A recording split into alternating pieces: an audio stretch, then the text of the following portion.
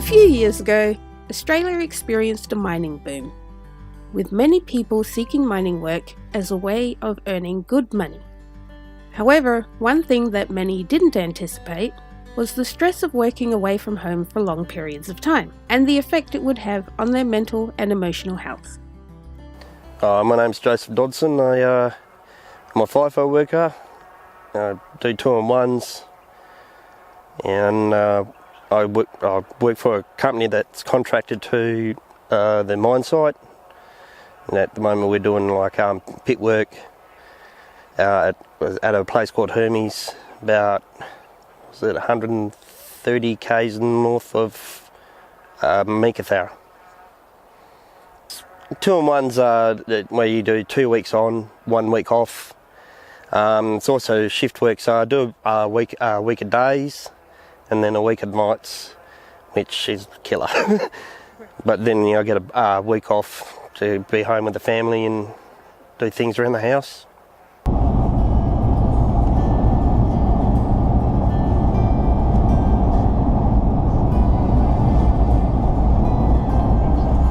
The safety instruction card in the seat pocket shows the brace position and contains other vital information on what you should do in the unlikely event of an emergency. If oxygen is required, masks like these will automatically drop from the unit above your head. Once outside the aircraft, inflate the life jacket by pulling down on these toggles. For further inflation, blow into these mouthpieces. There is a light and a whistle for attracting attention. Ladies and gentlemen, at last, welcome to Code of Honour. The time is 25 minutes past 7. Please safety. In 2013, Lifeline commissioned a stress survey of fly-in, fly-out workers.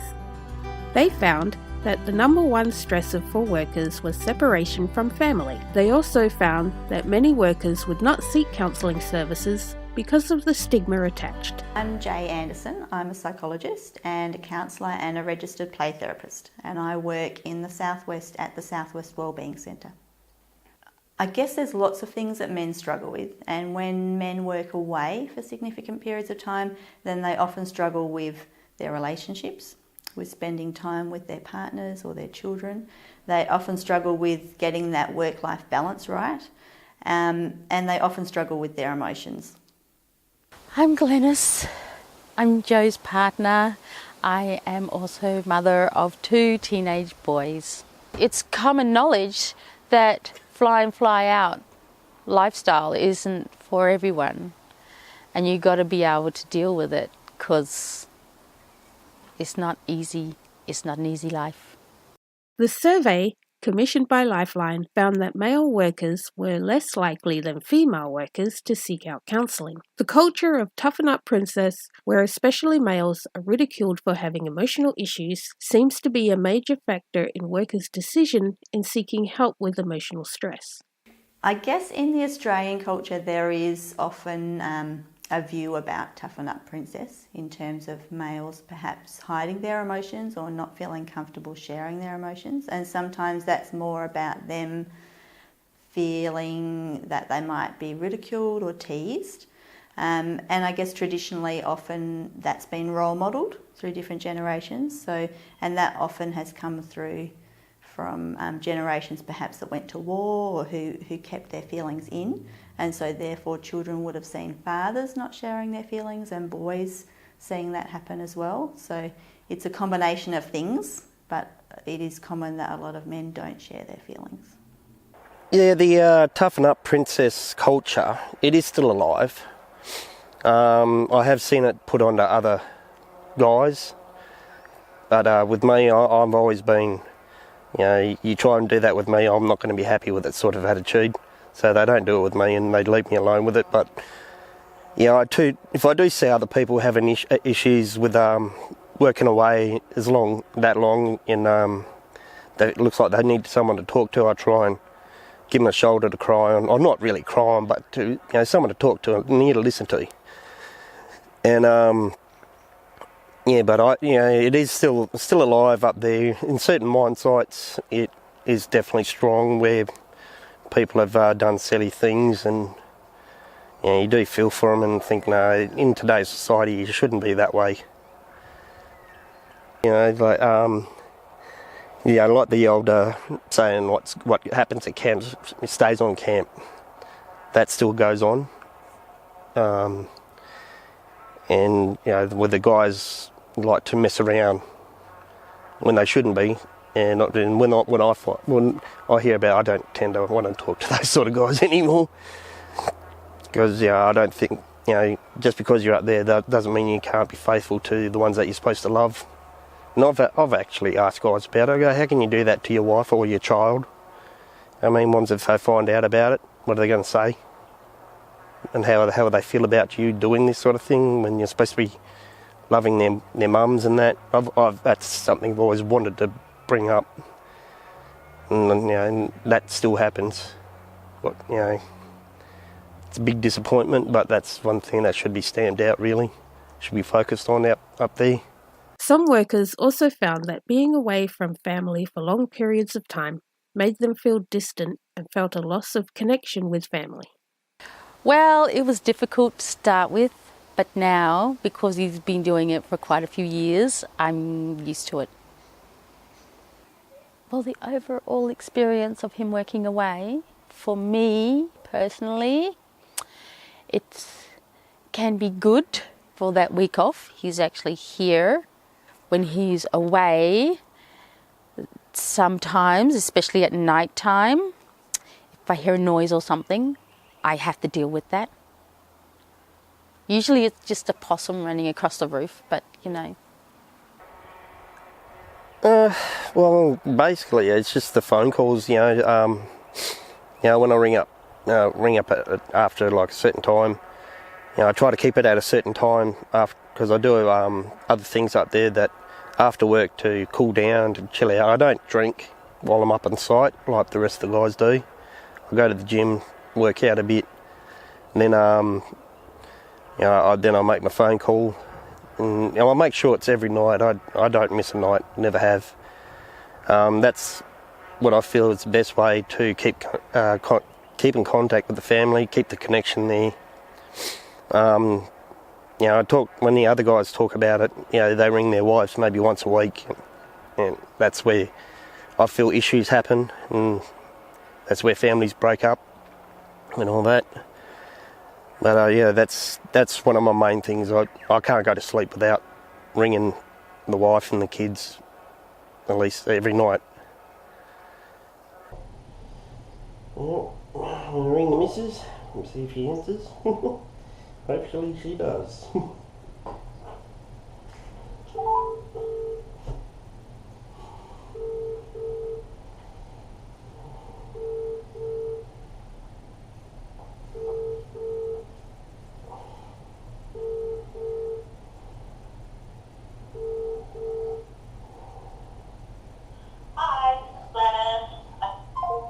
First attempt.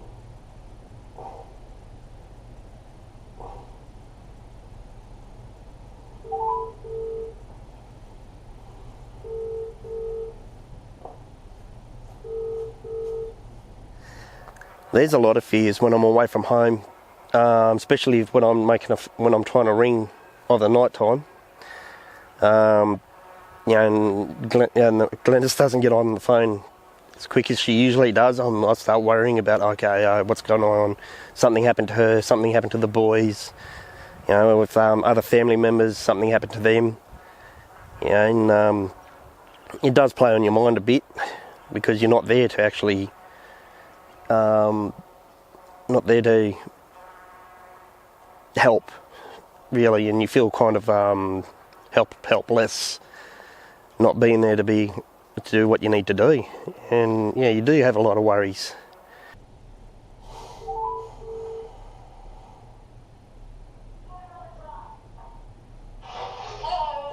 Hello, how you doing? You good? Yeah, I'm fine, doing the same old. Because we drive from Bunbury to Perth, I'm always worried about on the way home, especially in the morning runs because of traffic and everything like that. And a couple of years ago we had an incident where I got dropped off the airport and not even 5 minutes later I get a phone call from Glenys saying that she got hit up the back end by another vehicle, and that's always played on my mind ever since. Well, the clutch is broken, so I have to wait for the tow truck to come. Because Joe's at work, so I have to deal with all of this myself. Well, you know, if he was here, he'd probably fix it. But he's not here, so I have to take it to a mechanic.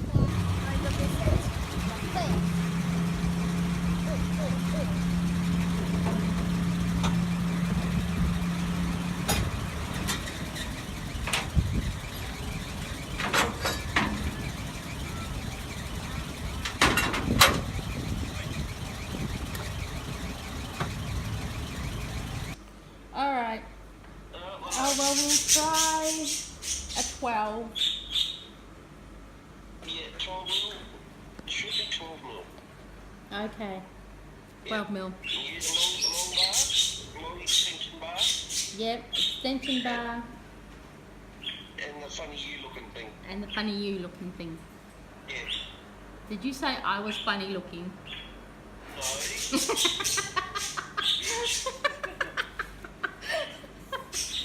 Alright. Alright, my love. Okay. Bye. Bye-bye. Bye. Bye-bye. Probably the biggest challenge for lots of people who work away, and particularly for men, is that because they work away and then they come home, they can often feel disconnected or not a part of the family, both on the parenting side in terms of feeling like they're not involved, the missing out on significant events, and the challenges of then re-engaging or re-interacting with their family on lots of different levels can be very challenging. I don't worry about any distance in the relationship because we call each other every night. If he doesn't call me, I end up calling him and he's usually just asleep or something. So, yeah, no, I don't worry about it. Because the first thing, when Glenys comes picks me up, first thing I do is give the boys and Glenys a big hug and kiss and everything. Tell them that I've missed them, and start joking with the boys and joking with Glenys and doing what I usually do when I'm home. It's the first thing I do straight off the plane, or when they get there. That way I don't feel that disconnection. It's like basically starting up where I just left off, sort of thing. I don't try and dwell on what I've missed out, but I try and make up for what I have missed out from when I'm home. So some of their fears are about missing out on times when their kids are growing up, missing out on significant things like the assembly or the sports days, birthdays, other significant family events. I'm used to him maybe being here for birthdays, maybe being here for Christmas. He's not going to be here for Christmas or New Year's this year. For example, right, I went to his brother's wedding and I had to go by myself because he couldn't get off work. Yeah, it was great. I had to go, organise everything myself, do everything myself. Yeah.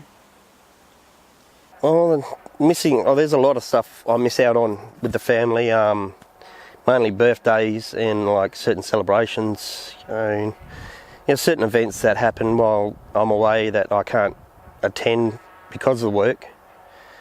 This weekend coming up, my brother's having a wedding. I can't go to that due to work commitments, which is a bit of a killer. Because I've already missed out on his Bucks party. Now I'm going to miss out on his wedding because of it. But it's what you got to do sometimes, and it really hurts. Also, watching, with the two boys that I've got there, missing out on the achievements that they do in school and the awards that they get. And I only hear about it when I get home or through phone calls that I do every night. There's a number of challenges for dads when they work away and they come home, and that is that their partner has been operating as a single parent often, and so that that way their partner has been making decisions and making decisions about routines and parenting, and sometimes they find they're not on the same page in terms of parenting, and so that can be a major challenge for parents, both in their relationship but also in their home life. There's certainly a number of impacts on children with having a father or a parent who works away for significant periods of time. So I found that it impacts on their relationship with that parent. It impacts on their family dynamics in terms of their relationships with both parents and the parenting, but it also impacts on their emotions and therefore their behaviour. So lots of children might become more naughty or have trouble sleeping or develop anxiety because they are missing a parent or because the parenting structure has changed. Or sometimes it's because when dad comes home then there might be more conflict or discussion between the parents, or sometimes it's while dad's away or the parent's away that happens too. So there's a change in family dynamics and that impacts on children. And so some children have difficulty managing their emotions. So as a counsellor and as a specialist child counsellor, I do see lots of children whose parents are in that situation, and I'm able to help them with their feelings, managing their emotions. Well, they don't really feel like a sole parent other than they actually are, because their partner is not there. Well, Joe is definitely more tougher on the boys than what I am, but it's because we both have different styles of parenting. Not being here to discipline the children when they need it, because mum's a little bit soft on them sometimes, most of the time. But I do try to set certain rules and things like that, and tell the boys, they got to do this and they got to do that for mum while I'm away, because she needs the help. And they're good boys; they do what they're told. The occasional times when they might need a little bit of a growling over the phone, I'll do that. But most of the time, they do what they're told, and they're good kids. And they know that I'm doing this for a reason, even though they know that I don't like doing it. Because I've been away for so long. But so they do their bit and try and be as good as they can, and and it's especially hard for my oldest boy because being autistic and all, he finds it hard to understand certain things and how things are supposed to be, and but he does try. I'll give him credits for that. He does try hard. Michael Dawson. And you're 8. How old are you? 14. Oh. Do you take him to the airport? Yes. Do you see him get on the plane? Nope. So what happens when you take him to the airport? He gotta get more work harder, and then when he come back, he get paid. He get paid. Is there anything you want to say about Dad? I love him. Do you wish you would find more? Yes. Hello, I am Daji Dotson. I'm a 12-year-old, and I'm in the 7th grade. I don't know, it just feels normal. I miss him, but I wouldn't say about sad or anything. That's very sad. He should be there. No, really, I'm being serious. I'm happy that he comes home from work. So what are some of the things that workers and families can do to maintain the structure and help to lower stress levels while working away? Often the things they do is drinking lots or spending time with their mates. But as we know, they're not helpful things or beneficial things. So the things that they can do would be communicating with their partners and their families, spending time with their families. Exercising is a good outlet for lots of men in terms of managing their emotions. But certainly seeking counselling and having some support is definitely beneficial as well. Well, most people know what sort of person I'm like. I'm pretty easygoing, and I can relax pretty quickly. Yeah, I do have the tendency to dwell on things, but I try to get rid of it as quick as possible by doing exercising, talking to the family every night, watching TV. We do have those sort of facilities up there, and we've got TVs and stuff like that. And occasionally, I might join the boys at the bar if they got some sort of special event going. Like even then, I don't even drink. I'll buy a bottle of water or a bottle of Coke, and that's how I deal with it. I don't know how other people deal with it, but I try and just not dwell on it. Don't stress about it, because it just makes the swing longer. So I really think that there needs to be a better awareness within the companies of the different types of structures of those rosters that they put people on, because some families might be able to cope with a 1 week away, 1 week home roster, or a 2 weeks away, 1 week home, or 2 weeks away, 2 weeks home. But it's often when it gets longer time, when men or families have someone who's away for 3 weeks, 4 weeks, or a couple of months, that there's even more challenges for families. So I really think that companies need to think about appropriate work rosters, that are family friendly, and perhaps engaging advisors who can help those people, the employees, figure out some of their goals and support them a bit better around spending time with their family, or perhaps learning some communication skills, and helping them understand some of the triggers that impact on their emotions and their relationships. Yeah, the mining companies, the actual mining companies and our own company, they have certain outreach programs for men that are finding it either too hard to be away from their family, or having issues that they feel that they can't speak to their family about, and